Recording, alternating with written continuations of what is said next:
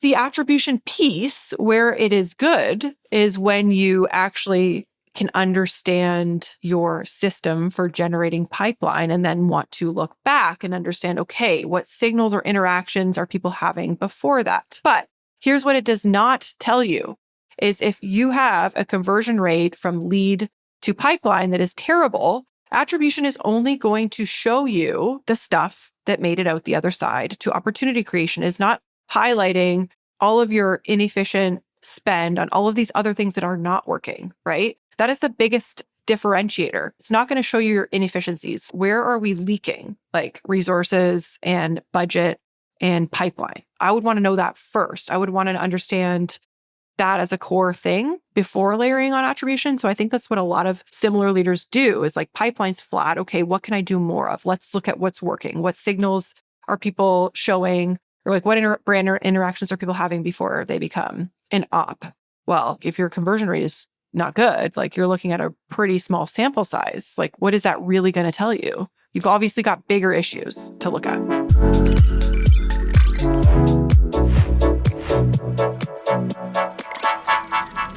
Just Amber and I here today. I'm very excited. We just did a very last minute switch up on what we were going to talk about.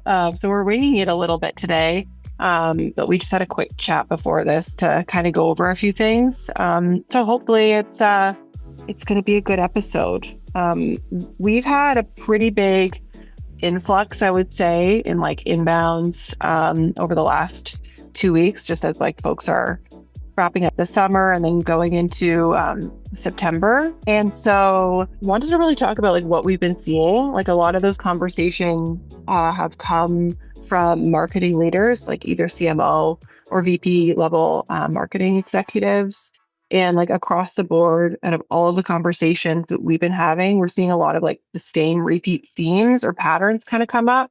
And so, yeah, I think it'd be really good to like bang into some of those, give you our take on them too. Some of them are problems that Paceto solves, some are not. But yeah, I think it says a lot. I think it speaks speaks volumes to see that like across the board, companies of all shapes and sizes are still feeling like a lot of the same problems, which means that there's a big problem to be solved for, I think, in GTM right now.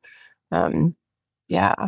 We want to jump into it, Amber? What do you think? Yeah, I think it makes me think about how slow moving B2B is. And so we'll get into it in terms of like some of these, it feels like kind of on a merry-go-round that just like keeps going around to the same problem. And it's like not really a whole lot of innovative ways of looking at this out there sometimes, especially when it comes to what's driving revenue. I feel like we just are still stuck in like a 10-year-old, like something that we were using 10 years ago. And it's like, it's hard. Change is hard. I know. But we love it. We love hearing from the community and having the opportunity to have these conversations and also reflect and see, how can we help and how can we help clarify some of these things? So, but yeah, B2B is slow. Like my first career was in, startups, like really early stage startups, some B2B and some B2C, but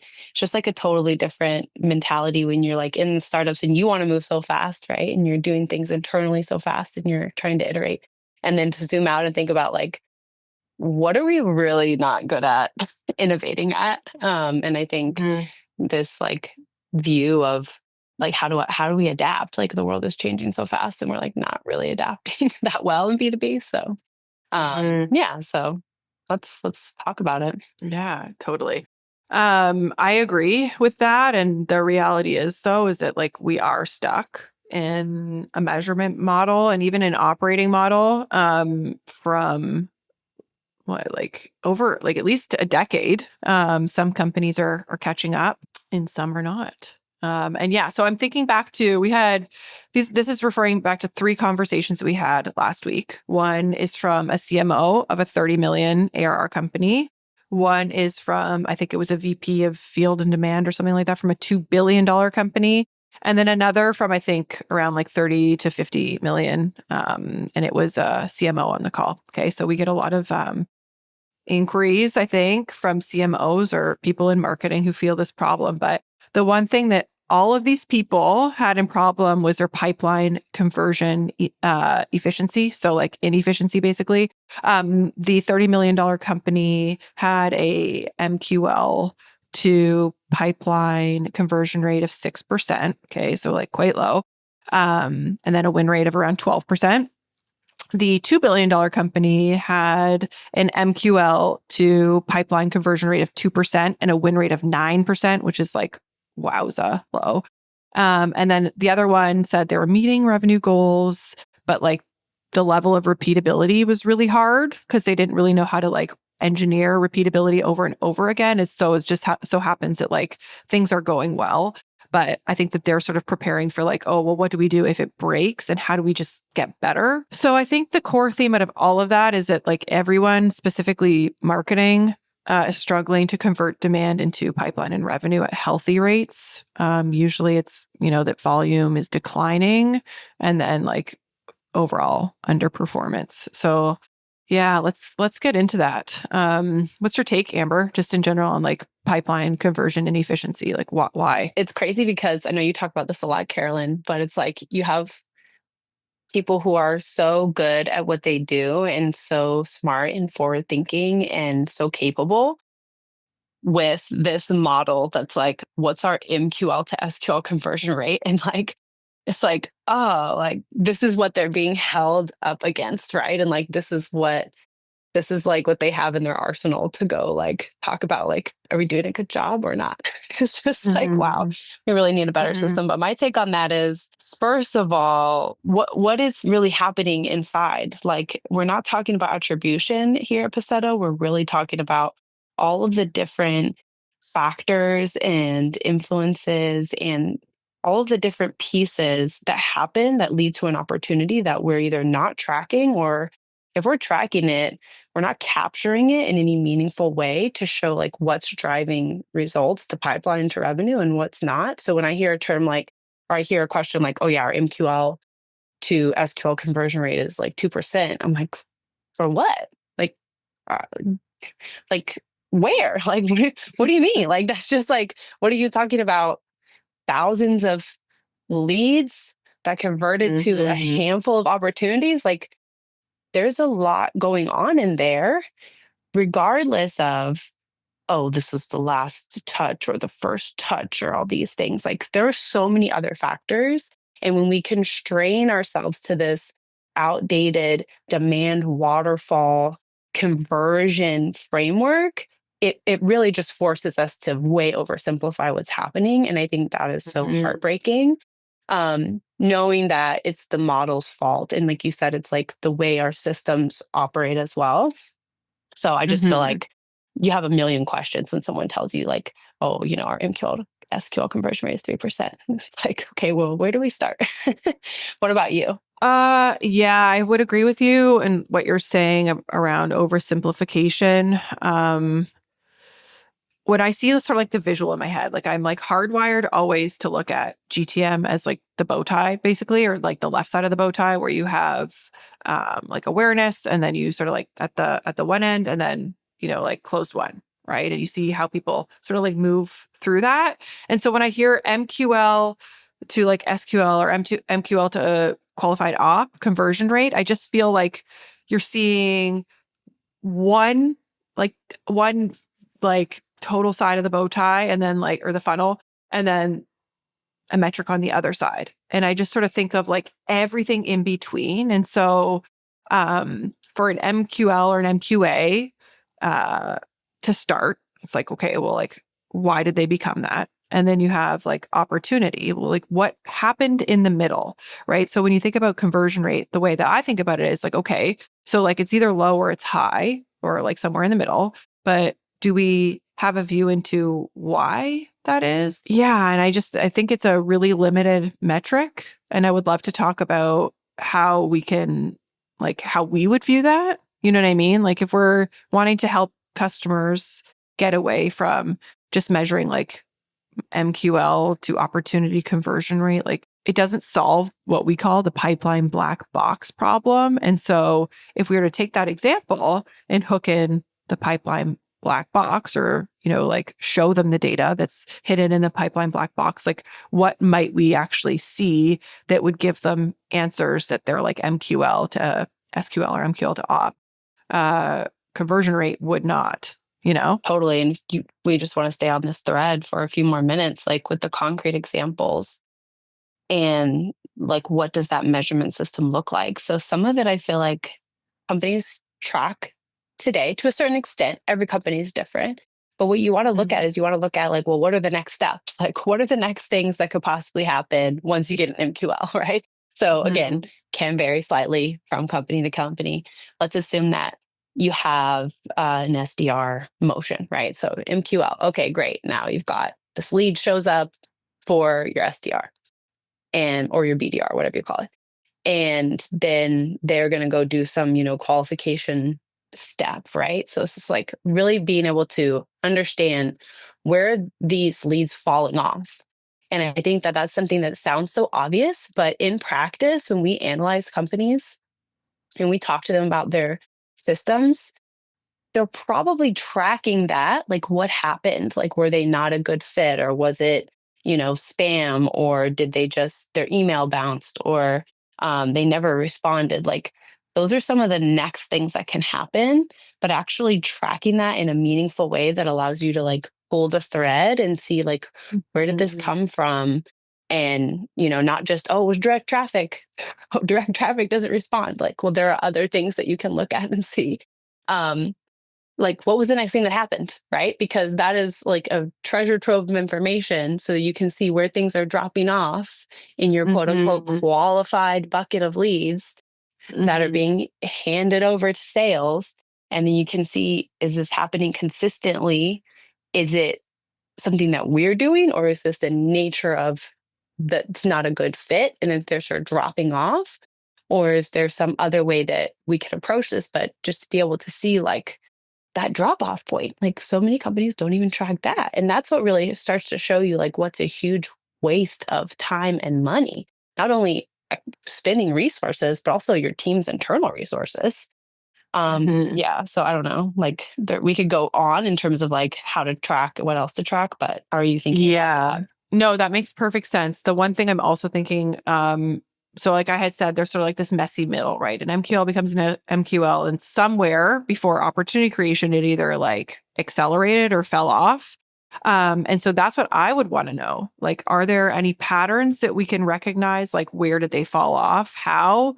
And then if there is a small percentage of those MQLs that maybe made it to opportunity creation, like what did that sequence of events actually look like? Can we extract any patterns there that are different than everything else, right? That's not to say that like your MQL conversion rate is always going to suck, but there's a lot of really, I think, important breadcrumbs in that journey to like either becoming qualified pipeline or falling off that we miss.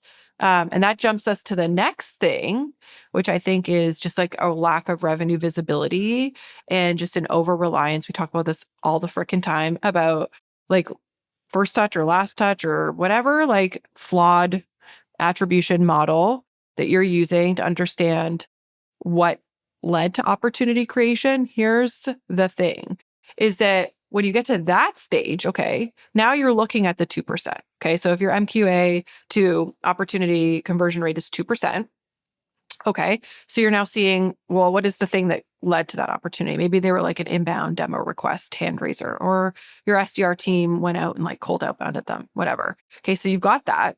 But what about the 98% of the other MQAs that you worked? You spent money to work, probably spent a lot of time. Like you have such a limited data set now that you're only looking at the 2%, that you're really not looking at the inefficient stuff that you did before that you should probably stop doing, or that's just like leaking your resources to do. You know what I mean? Again, pipeline black box, it's all that shit that gets stuck in the middle on the line that we don't know, like, where did it fall off? Why did it fall off? Etc. Yeah. And that's why we're developing at Paceto. And what we have developed is like basically a different fundamental model that really helps come in and, sort of insert adjacent to this demand waterfall thing that's going on, because that's what's driving a lot of this. And that's what drives GTM misalignment, is when you have the marketing team is optimizing for X, the sales team is optimizing for Y, and each teams have their own tools, and each teams have their own way of leveraging machine learning to understand how can we do better. But there's no like connecting the dots that says, Joey on the sales team is the most prolific account executive that we have. And according to Gong, this is how he wins. And this is how he, gets his deals across the line. And like, this is a sequence that he uses even to book meetings. Like, okay, you got that and you go share it with your sales team.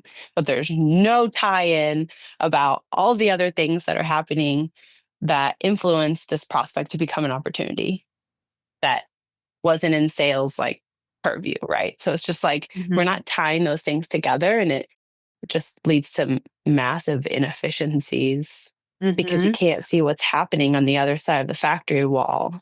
Well, like, think about it. So if I think about, say like a $100 million ARR company, okay, so you think that they might have, like 30 BDRs or something like that. They've got their AEs that are out there doing stuff. They've got their marketing engine that's firing.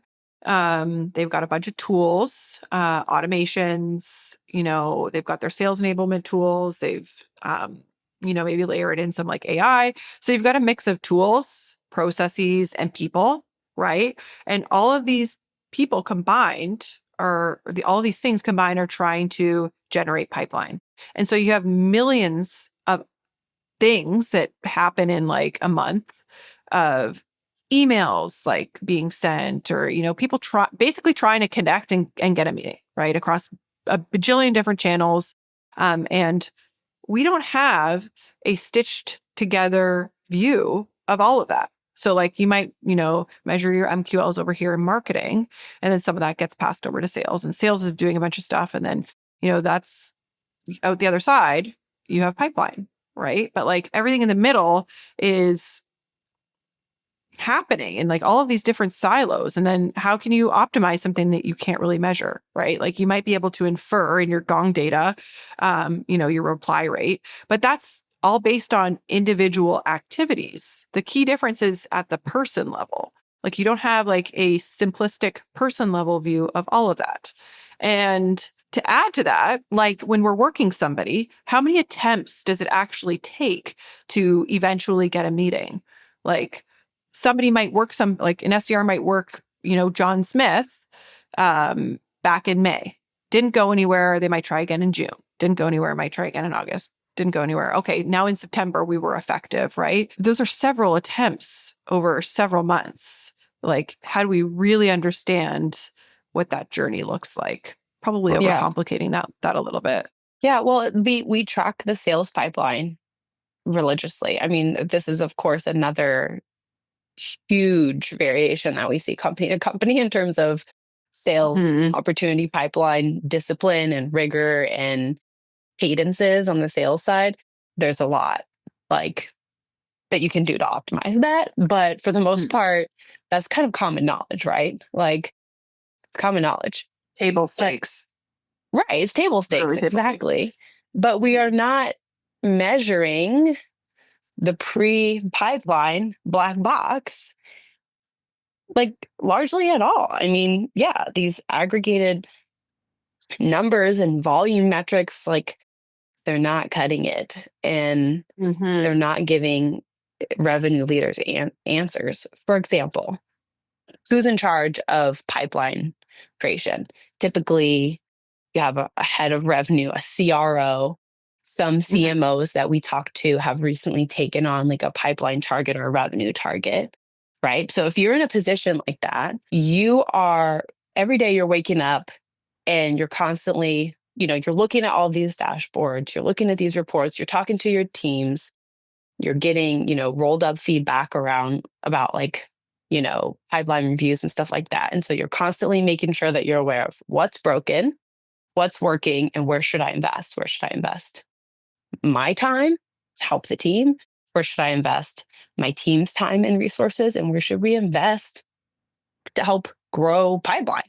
right? So those, you're not getting those answers with the systems that you're currently using Mhm. to generate pipeline. You're just not. So then you're a CRO waking up every day trying to go into your data and so in the weeds, or you're asking your RevOps or GTM operations person to go pull reports like you're like out of nowhere because you're grasping at straws trying to figure out where the patterns are and Mhm. what is consistently happening or not happening to generate pipeline. And then you're left like trying to basically piece together a story, which we all know is not scientific and that's not the way that we want to run our organizations. But Yeah. And then the over reliance too, I think, on like volume metrics or activity metrics. I've seen this a lot where, oh, well, let's just like layer in like like an automated SDR or just hire more BDRs. Like I can literally think back to this $50 million company that we worked with where they're like really like BDR driven. Um, but still like no real visibility into what was actually happening like on the production line, if I want to use that analogy. And if meetings were slowing down or a pipeline was slowing down, the first thing they would turn to is like, well, we've got to like just get more BDRs dialing, right? But my perspective is that like a volume number, an activity number isn't really insight. Like just doing more is going to burn your cash. It's going to burn your resources. So like, why would you want to work 10,000 leads in like a month or something like that to convert, 6% of them? Or you try and scrutinize what's actually making it down the line over to pipeline and start engineering that repeatedly. Because again, like not every lead is created equal. So like that's why I find like volume metrics are so freaking misleading.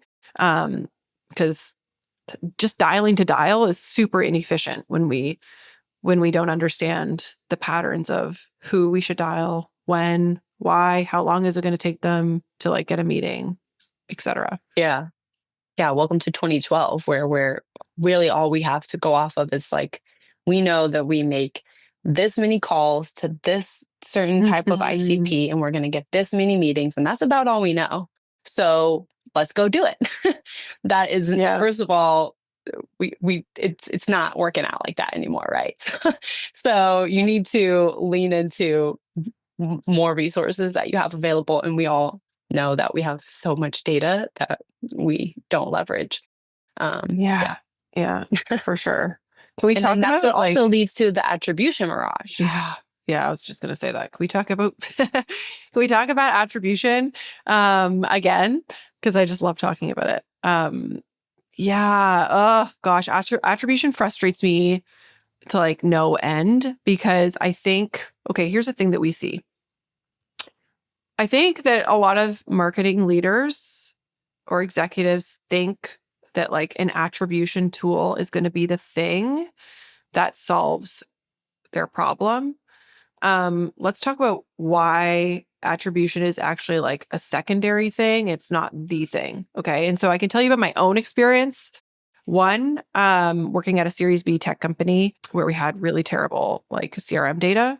I plugged in an attribution solution. I was like, oh, this is going to be sick. It's going to give me like the answers I need to like justify my investments, tell me, what to do next and blah, blah, blah. Only to like, I ended up ripping that out because like I realized I had a bigger issue, which is like the data I really needed to see first is like that, like attribution doesn't fix a pipeline problem or doesn't fix like a flat pipeline trend at all. It's just sort of like ancillary data that might help you make some decisions. But man, I don't know. Like, and then Let's too, talk about that because I think a lot of yeah, people can relate, Carolyn. So can you walk us through? I know it sounds like you're not going to name the attribution solution, yeah, no like name and shaming, but can you talk because this is a big player, right? So this is something that mhm, VPs and CMOs are looking at every day. Is this going to answer my problem? So can you like kind of walk us through what was happening at your organization when you decided that you needed attribution and like what did you how did you make that decision? How did you get buy-in? Like, what did that look like? And then what did the process of actually rolling it out look like? And what happened? Oh gosh. Okay. Let me just go back into my recollection. I have the worst memory of probably Tried to block it out. Okay. And also just like no shade on attribution. Okay. Because like attributions are great. And I think that they have a certain place in the GTM. I just think that if your pipeline, I don't know. I think there's a bigger, more valuable solution that should come first before attribution. Okay. So let me think back. Okay, so scale up, Series B, tech company.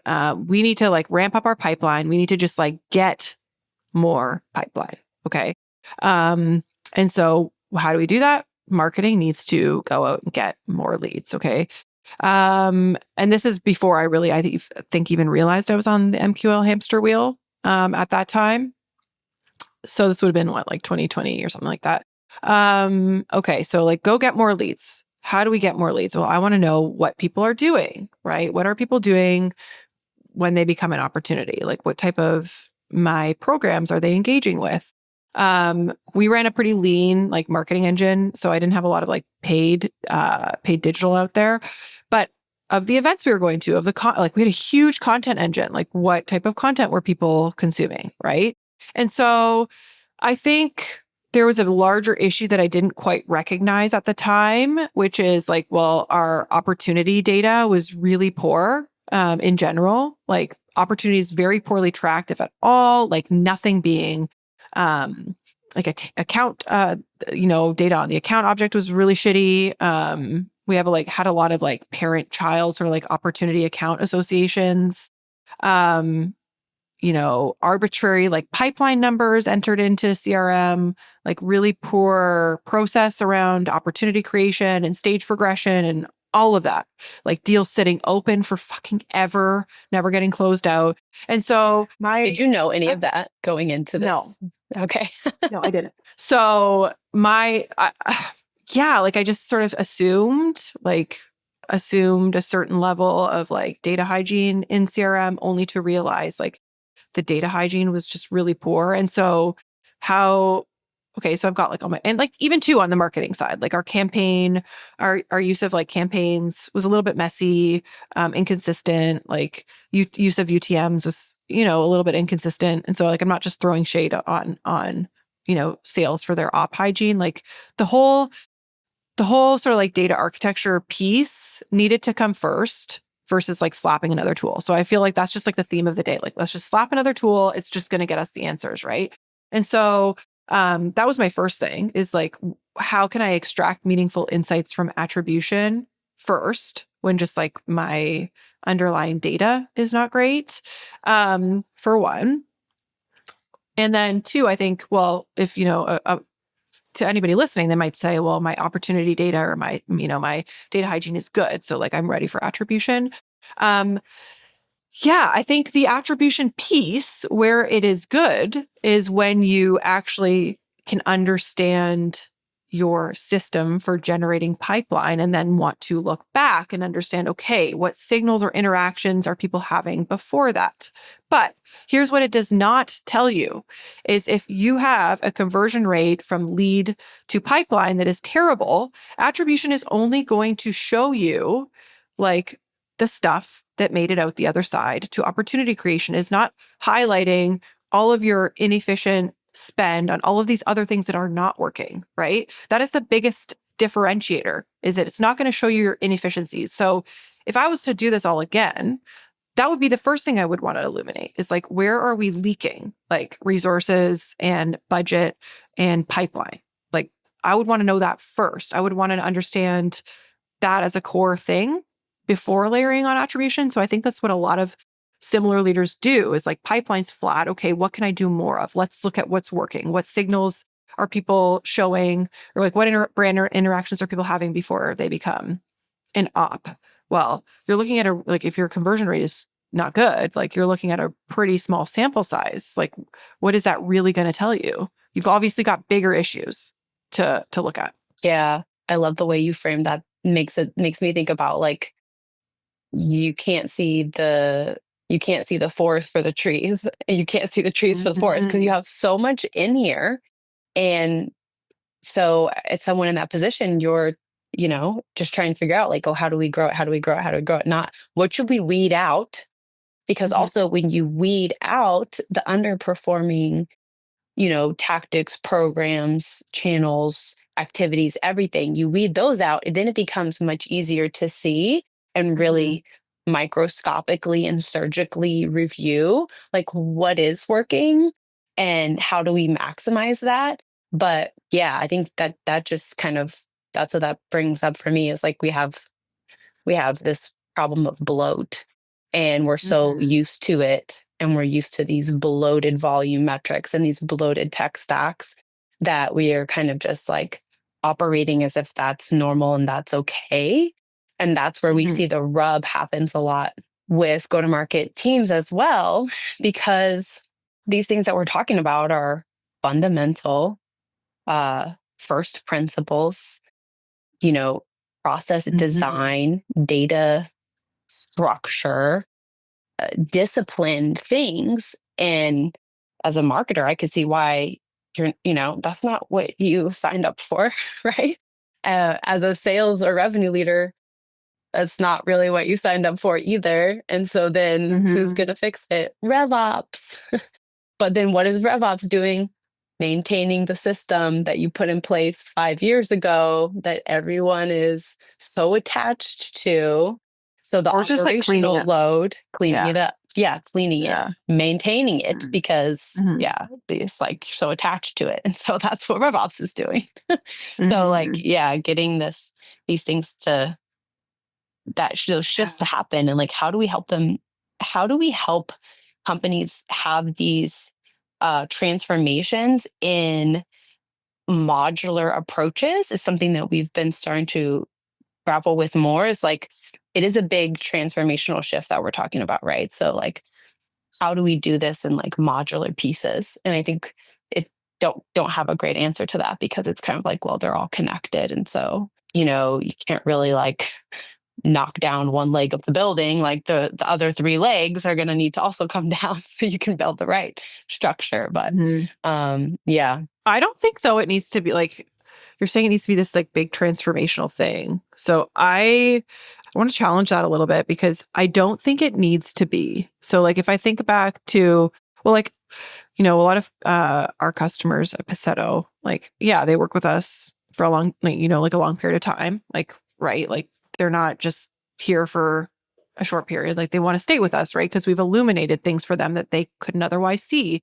But this pipeline black box thing that we're talking about, like being able to see, I always like to use the factory analogy, right? Because I think it's just like really easy for people to understand. Like when I think about prospecting or like, marketing passes stuff over to sales, like it's what's going on the line. So like if I think about it like a factory production line, like in a facility, you have stuff on the line and with extreme certainty how it's moving down the line and coming out the other side to like the finished product, right? We should be able to have that same level of visibility or, scrutiny in pipeline creation in GTM. And so that is a very specific process, right? Like who are you working? What leads to like who are you connecting with? What leads to a meeting? What leads to opportunity creation? Did we disqualify them? Why did we disqualify them? Like to illuminate that pipeline black box, like it's not that complicated. For one, like we can do it in a defined period of time. Not going to name how long that takes because it's different for every company. But it's not that heavy of a lift. And then once it's done, you then can layer in these other like sort of complementary pieces that can help you. But that I feel like what's in the pipeline black box or what's on the line is like the backbone of it's like the nervous system of your GTM. Every company needs it.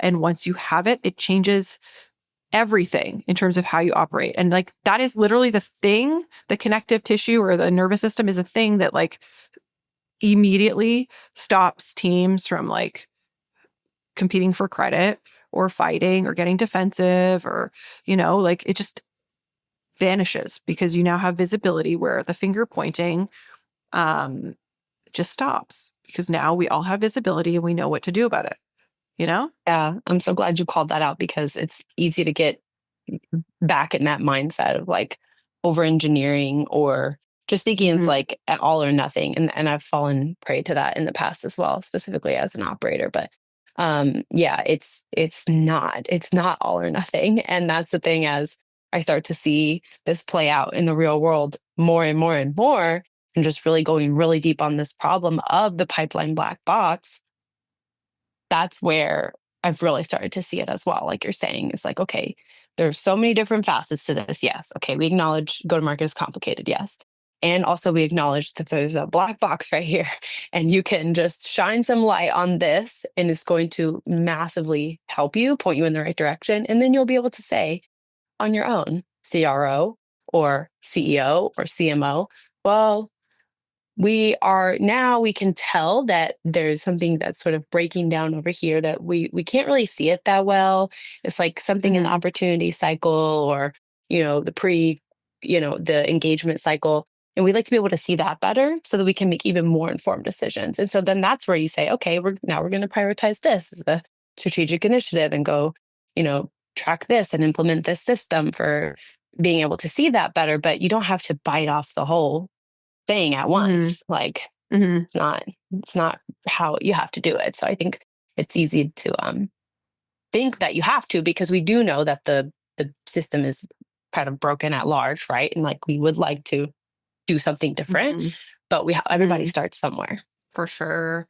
I would just love to encourage, like, I don't know, I'm sort of thinking about like, well, who's the person to own this? Because I think marketing executives want to be the person that owns it, but unless they are responsible for pipeline as a whole, which like not always the case, I think it becomes really difficult for a marketing leader to solve it. And often because they're focused on marketing sourced pipeline, like, well, they're not really thinking about the system, like like engineering pipeline, like a system. They're thinking just about like their programs, I think, at that point.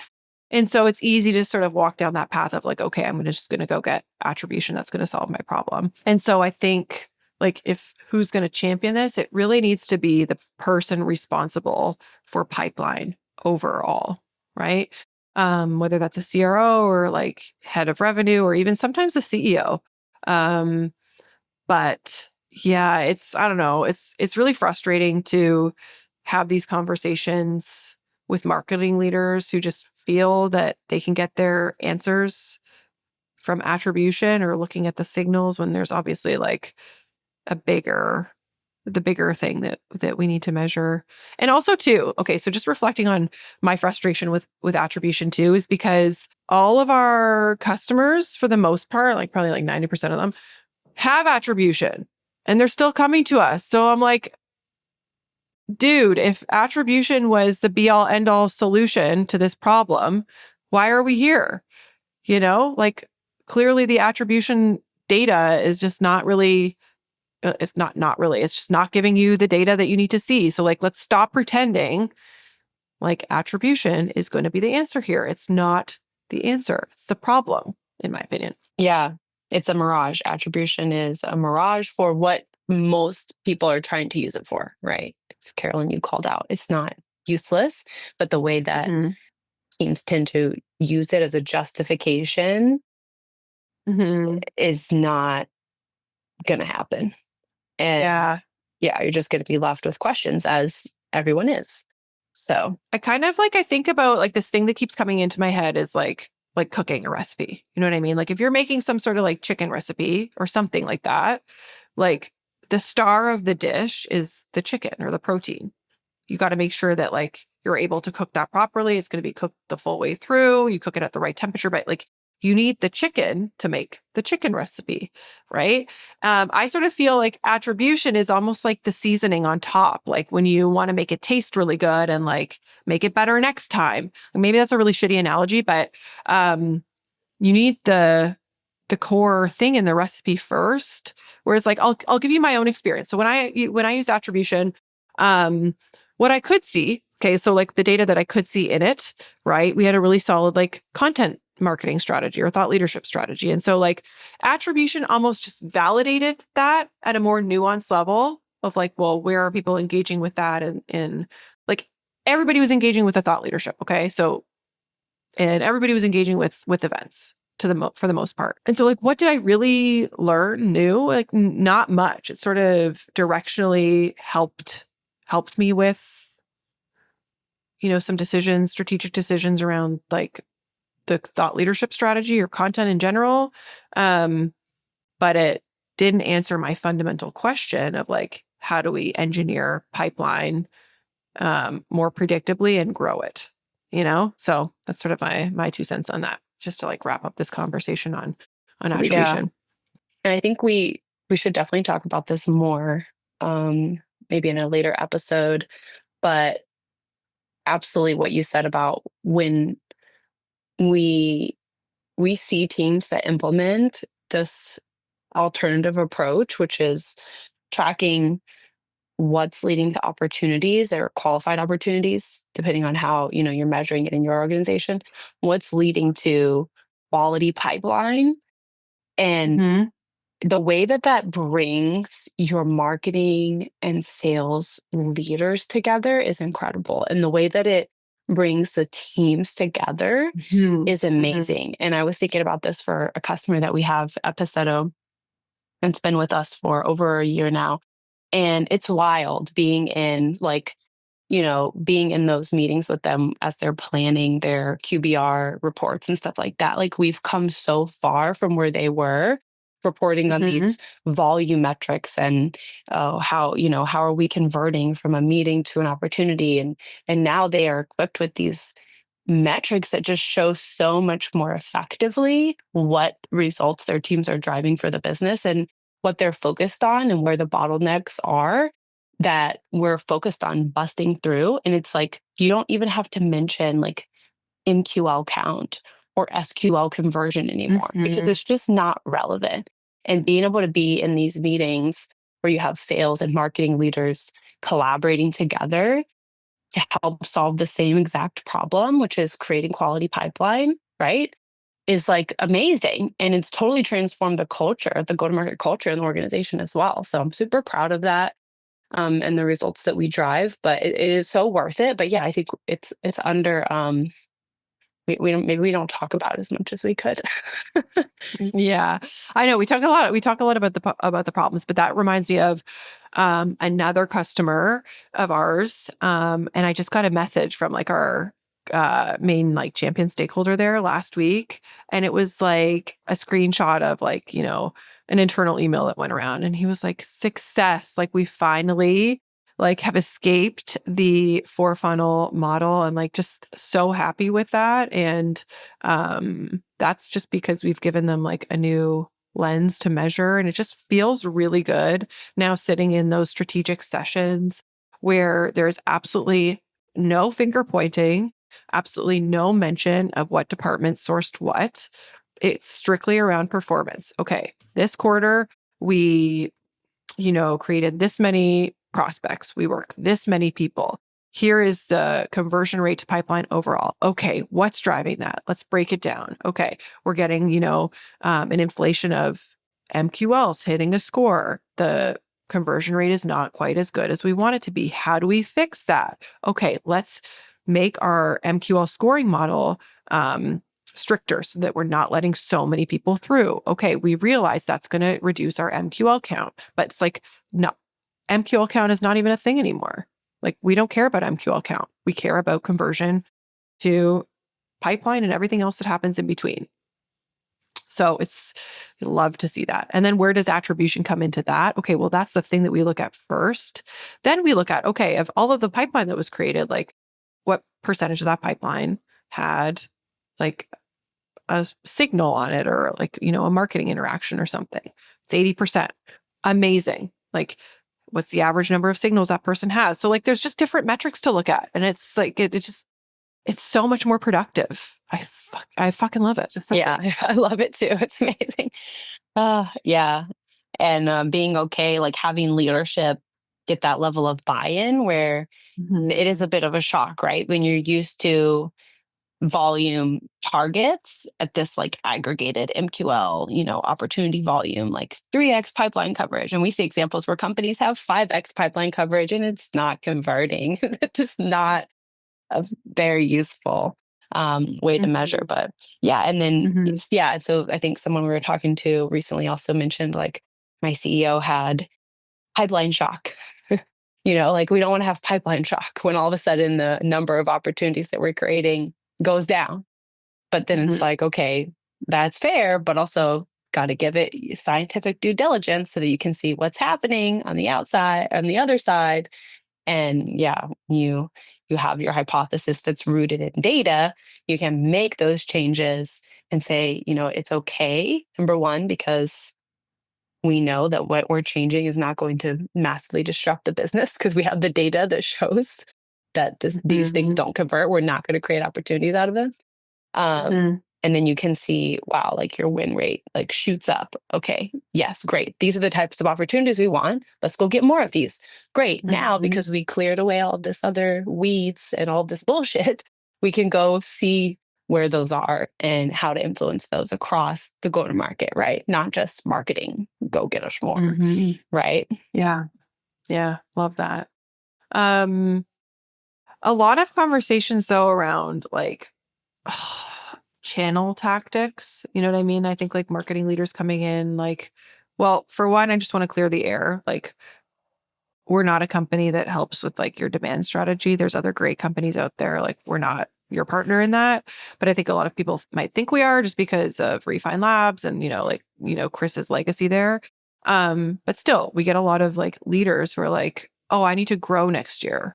Like, tell me where I should put my investments. Like, what should I be investing in? Like, and like, I think we see a lot of that, but I just feel like that's like the wrong question to be asking. You know what I mean? Like, and they're asking that without knowing, I think, what's creating pipeline or revenue in the first place. And so I just feel like there's just this huge camp or segment of leaders who think that way. And in my view, I just feel like it's really problematic to have that mentality sort of like as you're planning for 2026 without illuminating like the other things first, Right. Putting the cart in front of the horse in terms of, oh, what channels? Everyone's, using these and like trending and Reddit and all these things. And it's like, well, you don't even know what your successful customers are really doing, what they're finding value in across their journey, what they're interacting with. And you don't know all these things that you're investing in marketing. We talk to a lot of marketing teams that are so burnt out because they're just doing everything. And the perspective from, marketing leader in that situation is like, we are bombarded with requests, and ChatGPT has made it so much easier to make a blog post. And so, our team is sending us all of this content, and we have to come up with all these strategies and channel tactics, and it's like overwhelming, and they don't even know what's working, let alone all of the stuff that's not working. And so that would be, that's a much more effective way to approach the situation. That reminds me of a call we had like last week or something, Amber, where I think we had asked the person on the call like a question around like, do you have a good solid way of like knowing what's working and what's not first before you start thinking about new channels to invest in? And I think her response was no. And we use last touch attribution because it's just too complicated. That's the easier way. And like, I don't think it's like that black or white. So like, and then I think she had posed us the question of like, well, doesn't marketing just like need to do a little bit of everything? Like, that's how it works. Just marketing does a little bit of everything. Cause like everything, has an impact at some point or another. And I could not, I mean this like politely, like I could not disagree more. Like I've been there. I have felt that feeling. But it is black and white, and we can know that like definitively with the right data set, and like no decision should be made from like this blurry place of like, yeah, well, I think you need to do a little bit of everything, because that's exactly what leads to pipeline plateaus and decelerations. It's exactly what leads to CAC. You know what I mean? Like, an extra 50,000 here, an extra 50,000 there, an extra million here, like that adds up. And I think it's very irresponsible of a marketing leader to just say like, well, everything matters, because that's doing the company a disservice. Like, that's potentially having a very negative impact on your company's ability to grow profitably, to have healthy EBITDA margins, to potentially have a solid exit strategy that they're going to meet. Like, I don't know. I could go off on a tangent on like why I think that that's such a flawed way of seeing marketing, because marketing absolutely can be measurable and it should be measurable. Yeah.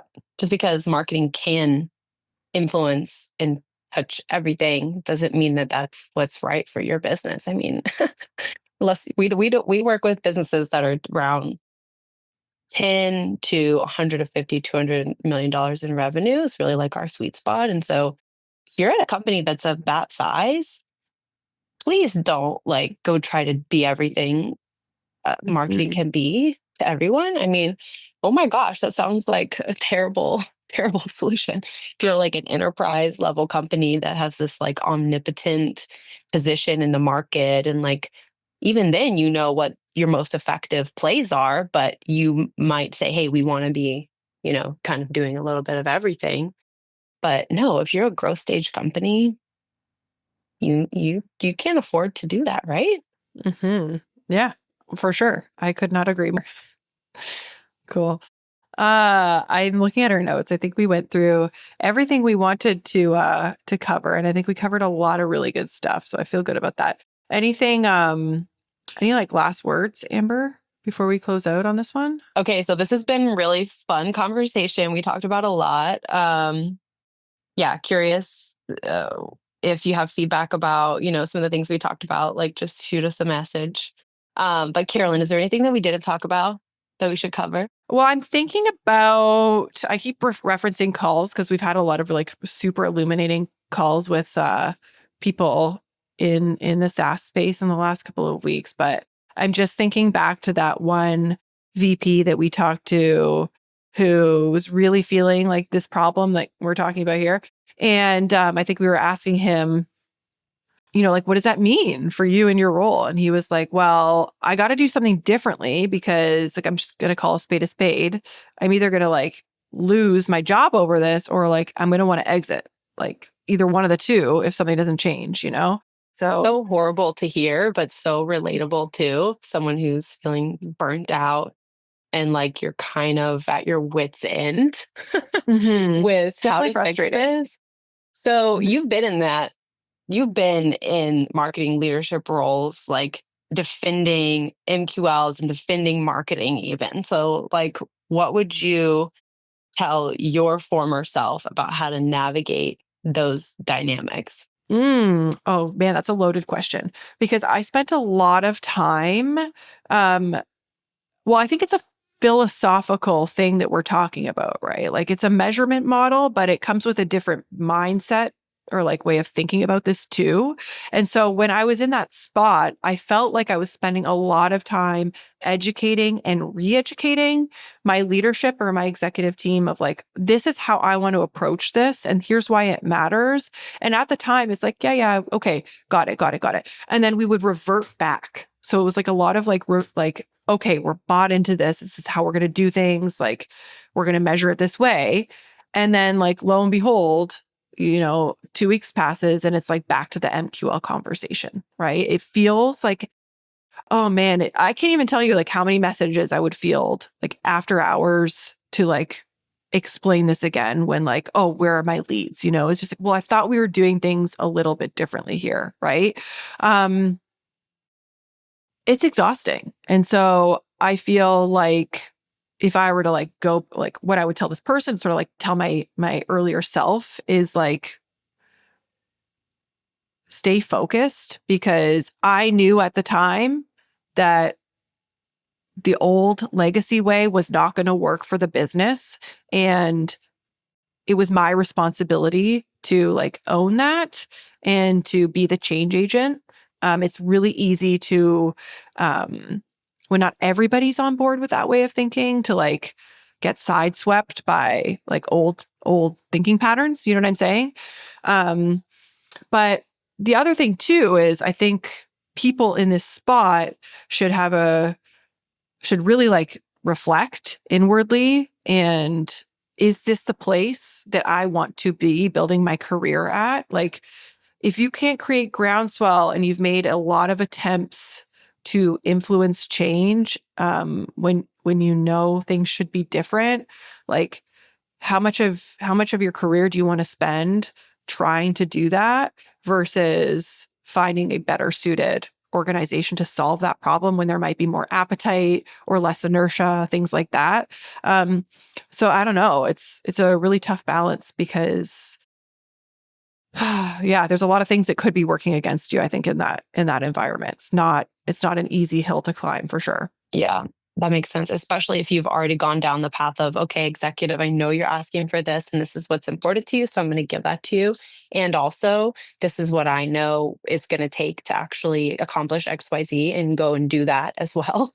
And then be able to Mhm. show the results like simultaneously, okay, this is the upside of doing this. And then now we can show you here's the downside, potential downside of not doing this anymore. It's Mhm. like let's go do more of this. And so if you've already like tried that and gone down that road and you're still feeling that resistance, then yeah, don't try to force something that's not working anymore. Sucks. Yeah, I agree with that. Yeah. Cool. Well, I think we covered a lot of really good stuff on today's show. So I'm happy we just kind of winged this one. I think it was a good conversation. Of course, if you liked the episode, we would love and appreciate you to leave a review for us if you feel so called to do so. But we'll catch you all again in another show. Thanks, everyone.